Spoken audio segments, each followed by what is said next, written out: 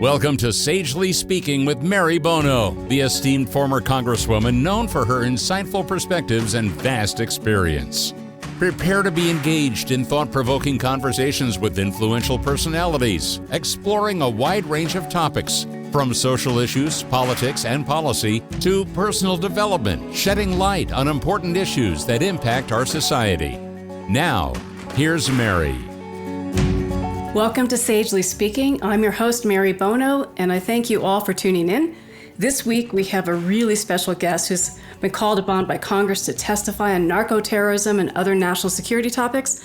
But before I introduce him, I want to give a big shout out to our sponsors who make this podcast possible.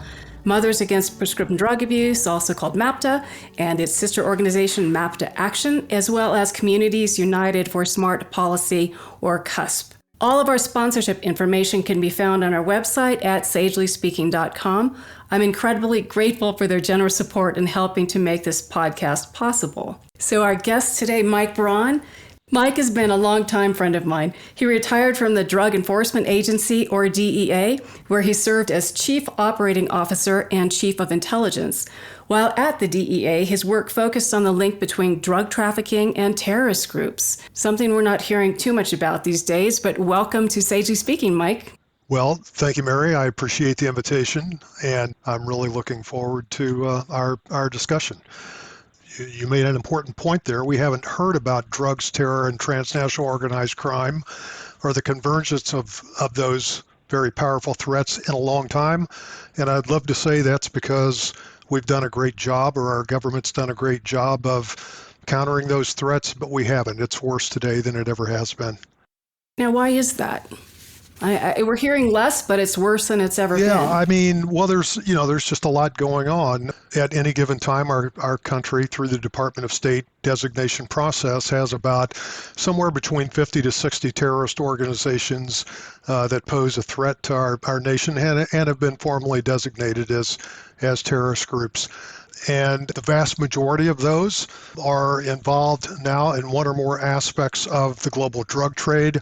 And the reason that that's happened, quite frankly, was a lot of this has to do with our success on the war on terror after 9/11. State sponsorship for terrorist organizations began to decline pretty rapidly. We also significantly disrupted the flow of funding streams, if you will, from very powerful private donors. So consequently, terrorist organizations, if they were going to keep their movements alive, had to shift to other means to do that. They needed alternative forms of funding, if you will. If you look at basically cartel schemes and syndicate schemes globally, there's a lot going on. You've got, your typical traditional stuff, kidnapping for ransom, bank robberies, extortion, blah, blah, blah. But the point being is there's no black market that produces the quantities of contraband revenue that the global drug trade does. So they've all decided to jump on that, jump into that.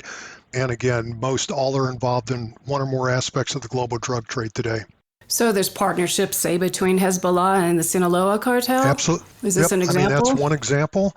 And this, I think, ties into, or I'll try to tie it into another kind of important dimension here, and that is the key role that corruption plays in making all of this work. And all of these groups need to create permissive environments in which to operate. Our military and intel communities refer to that same space, if you will, as undergoverned or ungoverned space, to areas of the world or regions of the world where they can operate with impunity.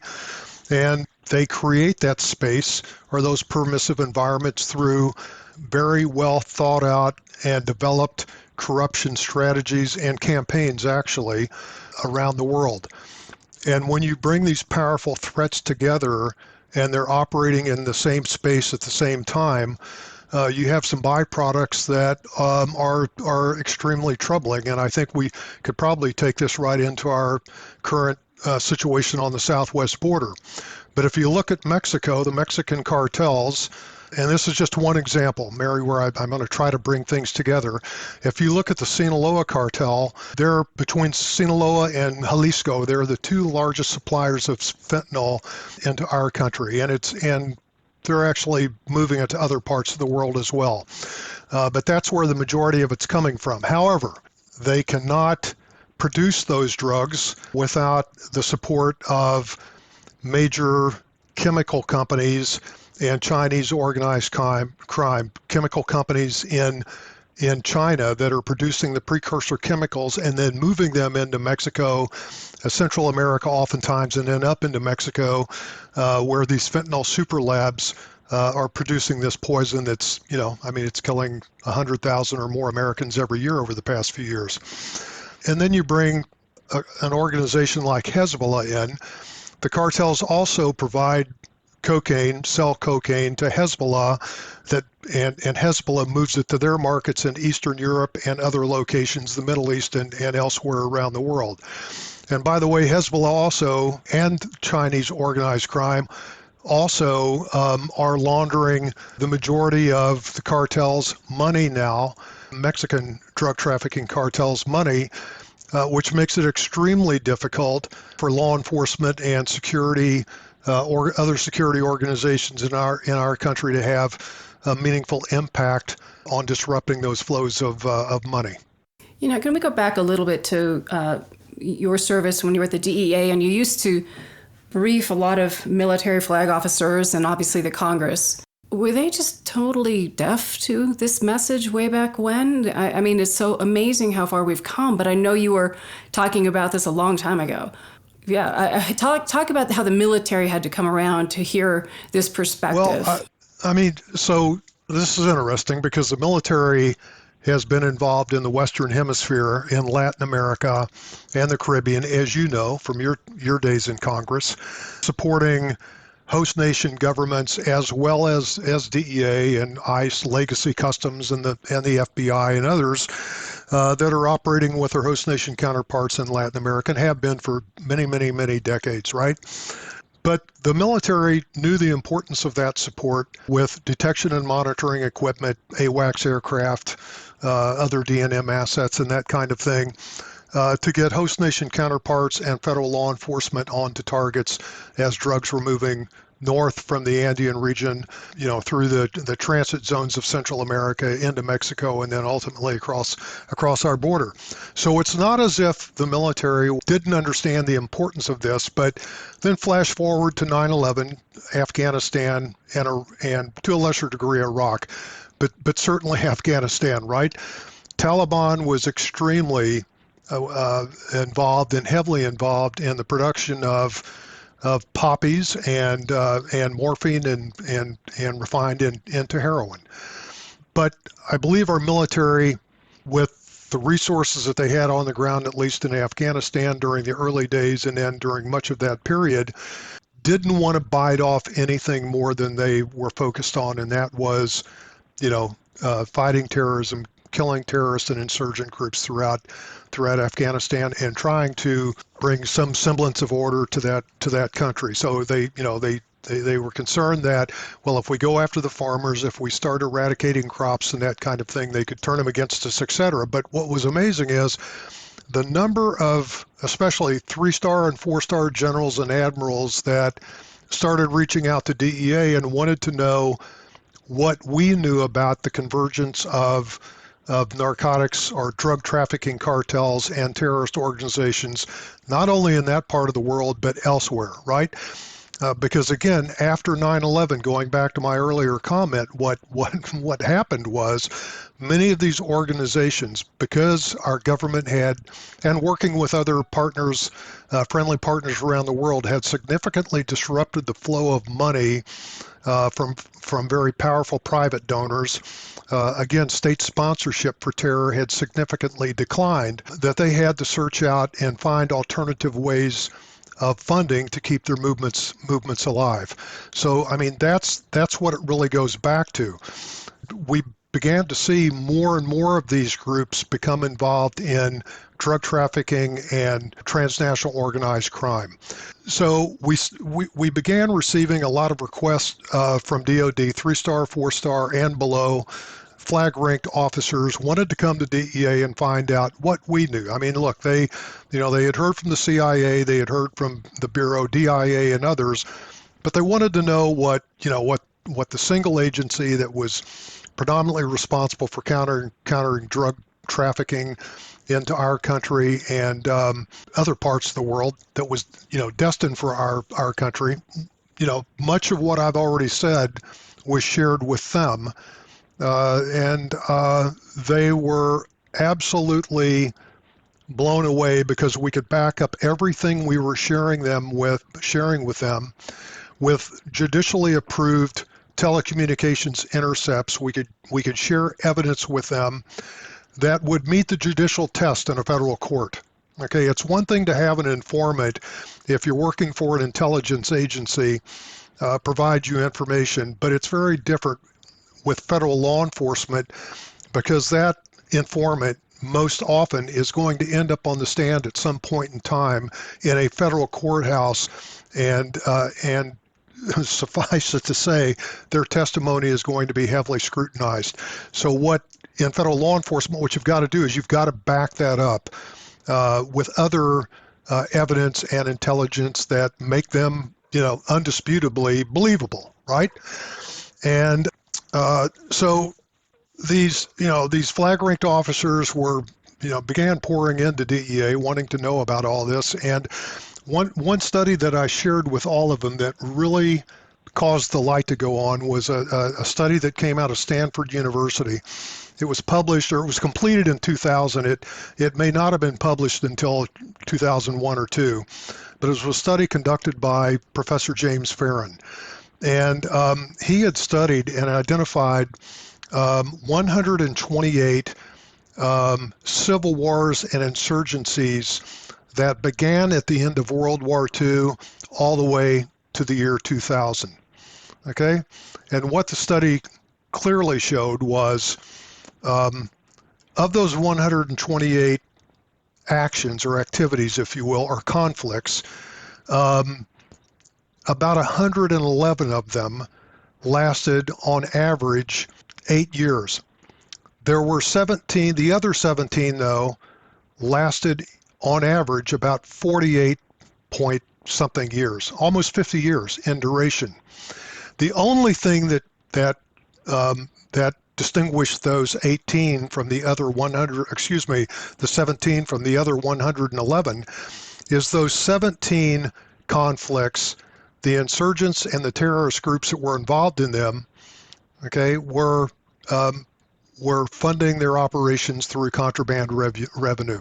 Vast majority of them were involved in one or more aspects of the global drug trade. And as I said, I usually end the presentations with that study, and it's a complex study. And I gave you the Reader's Digest version here, but it's still a phenomenal read. But the point being is that they realized, and I tell them, look, guys, you're in Afghanistan.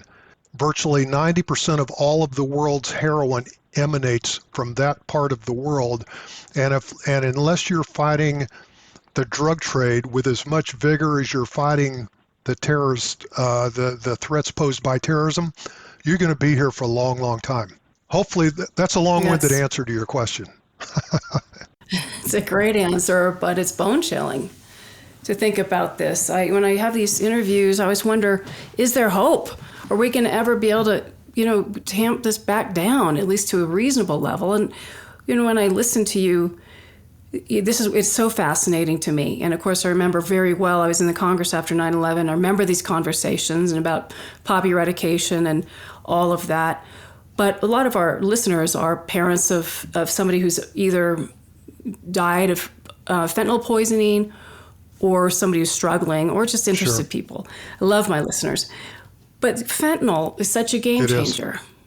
And it's so easy to manufacture in a lab.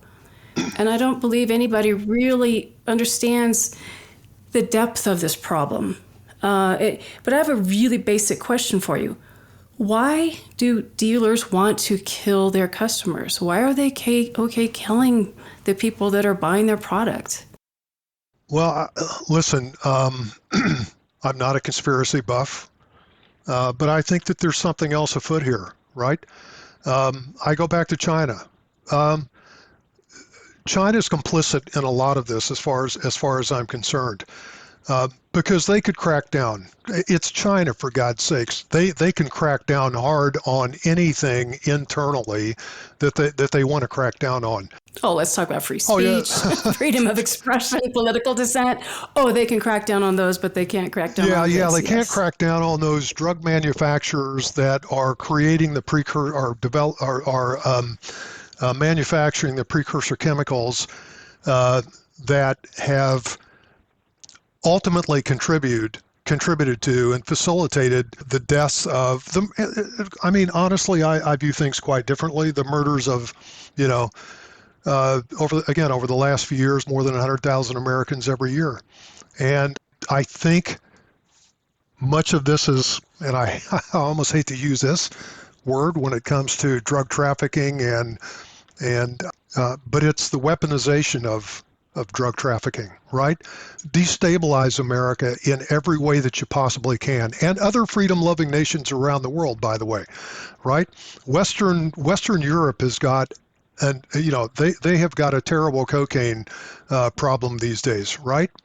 And I go back to some of that cocaine, not all of it, but some of that cocaine is being distributed in Europe by Hezbollah now, and it's this. I mentioned this the other day when we spoke. It's this potpourri of global scum that's come together to do everything that they can to destabilize us and weaken us in every way that they can. It's warfare on the periphery. Okay, China's a near peer now when it comes to military. Some would say that they're already more powerful than we are in many ways. But I don't think they're ready to take us on toe to toe, head to head just yet. And I'm not a military expert, but I have a lot of friends that are, and they feel that that's probably inevitable. So what do you do between then, or that point on the spectrum, and now, right? You destabilize us every way you possibly can. Okay? It's warfare on the periphery. Destroy our society, Social media plays right into this completely, Absolutely. right? I'm so glad to see the House passed a bill to ban TikTok. It's too bad people don't understand what's really behind TikTok, and it's the foundation for what you're talking about. And it is. I'm not a conspiracy theorist, or I don't usually buy into them, but I do believe they're deliberately targeting our military age, our youth, who could be the people who would defend our country. I think it's completely deliberate, but it's so easy for a parent to understand or to feel that this is such a local issue, and not really recognize the severity of this internationally. And we had a fantastic, a guest on, Tom Wolfe, who talked about, he was living on the street in San Francisco as a fentanyl addict, and he's in recovery, and he's an amazing champion. I just adore the guy.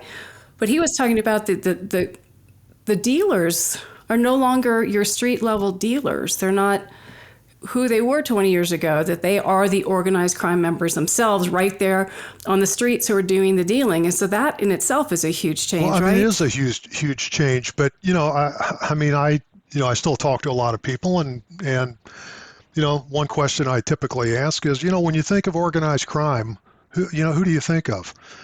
And 9 out of 10 Americans will say, well, John Gotti, Sammy the Bull Gravano. I mean, those old enough, it's Al Capone, right? Or whomever, right?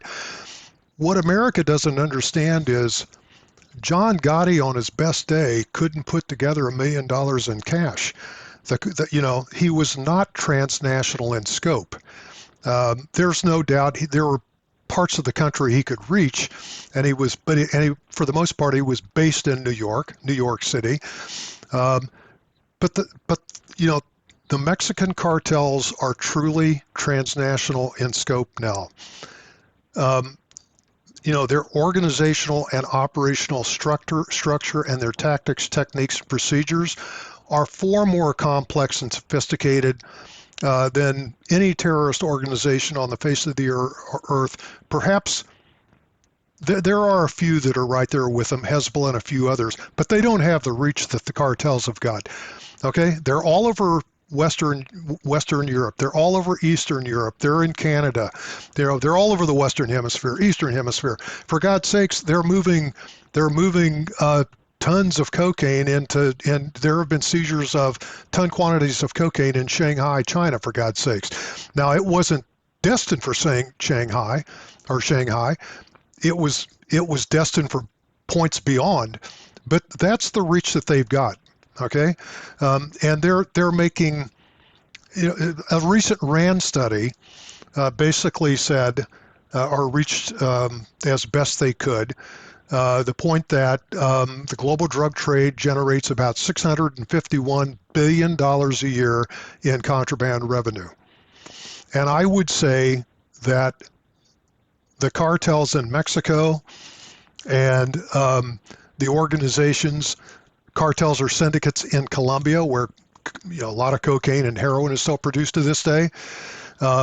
Mexicans are responsible for fentanyl, but they're making hundreds of millions of dollars, into the billions for God's sakes, annually on what they're producing, the poison that they're producing, right? And which allow them, this is what keeps me awake at night, which allows them to basically put together very complex corruption campaigns that they spend hundreds of millions of dollars a year on, attempting to corrupt that. Well, they've corrupted just about every aspect of governance in Mexico, okay? And now they're focused on our side of the border. The Mexican cartels dominate drug trafficking throughout our country, from one coast to the other, from one border to the other. They're broken down into very complex and sophisticated cells and nodes, just like terrorist organizations are. That's another commonality. They both rely on the same same hallmarks of organized crime to operate. Corruption. If corruption doesn't work, turn to intimidation. Here's a photo of you and your family, and we're going to kill them if you don't decide to work with us. And then brute violence, right? They'll kill you and your family, and they'll kill your family in front of you before they kill you. I mean, it's this corrupting aspect. And now they're focused on corrupting every aspect of our judicial process, law enforcement, prisons, prosecutors. They've got a long way to go. It's what separates us from most of the rest of the world, is our kind of judicial process. That may be hard to fathom these days with everything we're seeing, but it's still healthier than I think most other places around the world, and it separates us. But if anybody thinks for a minute that the cartels are not focused on corrupting our judicial process, they couldn't be more wrong. And keep in mind, it only takes one link in that judicial process to throw things completely off. You can have absolutely uncorrupted law enforcement officers, but if there's a corrupt prosecutor in the mix, it's going to fall apart. If there's a corrupt judge or judges in the mix, or prison officials, it falls apart like a house of cards. It's all got to be healthy, okay? And you got to be constantly searching for the cancer of corruption, cutting it out, and then checking the margins constantly. And we seem to have lost sight of that. You're a really difficult guest to interrupt for a sponsorship, thank you, but I'm going to do that at this point because the clock is telling me I must. But before we continue with Mike Braun, I want to thank Communities United for Smart Policies for their support of Sagely Speaking. The fentanyl crisis is putting unbearable strain on families and communities across the country. We need comprehensive action that stops the illegal flow of fentanyl across our border and provides our communities with tools like readily accessible naloxone to help save lives. Please join Communities United for Smart Policies and continue the conversation on X and Facebook at Cusp Action to help bring an end to this preventable tragedy. Now back to Mike. That's a great organization, by the way. Thank you. I'm going to pivot a little bit to a couple of things. And by the way, you don't have to answer anything I ask you. Oh, well, wait a minute. Let me walk back everything. No, I'm just kidding you. Okay. No, but look, and we could go on about the border, and I guarantee you we will get feedback about the border and close the border, and rightly so. Let's accept that as a given. But where I'm going to go here is you're talking about corruption, and hugely important point. But let's talk about the prescription drug epidemic that happened within our own country. And how did that happen? And I remember distinctly having DEA before me in hearings and my grilling various people, the administrator at the time. Why? How? Okay, so it's not supposedly corruption. This is for-profit corporations in America. They're, that they have oversight of congressional committees. They have the DEA, the FDA. And let's go down the host of federal agencies that had some role or should have seen this happen. Why? I'm not trying to pin this all on you, my friend. Yeah. But how did we miss this? And then the follow-on question is, because of that, are we where we are today with the cartels and all, or was that inevitable? So two-part question. How did we screw up with prescription drugs and the Sackler family and Purdue Pharma? And then would we be where we are if we hadn't had that? That's a great question. And there's a lot of blame to go around. And look, DEA is part of the process, along with FDA and others that, bring drugs to market after extensive testing, peer-reviewed, blah, blah, blah, right? I'm not sure. Well, again, I'm not a conspiracy buff, like I said, but suffice it to say that the companies that produced them were well-meaning initially, and I think they chose when the profits began. Look, we're part of we're a capitalist country, right? As profits begin to go through the roof, it's hard to kind of back away. And I'm talking about the drug manufacturers now. It's hard to walk that back. And I believe a lot of this had to do with education of doctors that fell short, that they weren't educated as well as they could have been or should have been. And there's no doubt about it. There was an overabundance of prescriptions. You had your rogue pharmacies and rogue pharmacists as well that were all part of that. And but did it ultimately contribute to the fentanyl crisis that we're facing right now? I'd say yes. But if if the cartels had not gone down the road of fentanyl, it would have been heroin. And as crazy as this sounds, probably would have been better had they continued down that path. But when you're producing a drug as powerful as fentanyl, and keep in mind that the cartels, they're logisticians extraordinaire. Okay, do you want to move thousands of pounds of heroin into the United States every year, or do you want to move packets of fentanyl into the United States every year? That's what it really comes down to. That's why the cartels, they're still producing a lot of marijuana in Mexico, right? That makes its way into the United States. But you talk about a logistical nightmare. To move tons and tons and tons of marijuana into the U.S. is far more complicated than moving a drug like fentanyl into the United States. Okay. So I'm not sure I answered your question, but I do believe that, it led to a lot of this. There's no doubt about it. Well, Congress had a role to play. As you remember, Congressman Hal Rogers and I were talking about this about 2008 or so. But we were everywhere we would go, whenever we would talk to our colleagues about this, pharma companies were right behind us, saying that we were wrong and this wasn't a problem. And so there's plenty of blame to go around. I'm just hoping that doesn't happen again, that we have some lessons learned here in some places. But, talking about Mexico, and I did a number of trips. I did Colombia and a few Latin American countries and all. But I tell you what, Mexico was scary.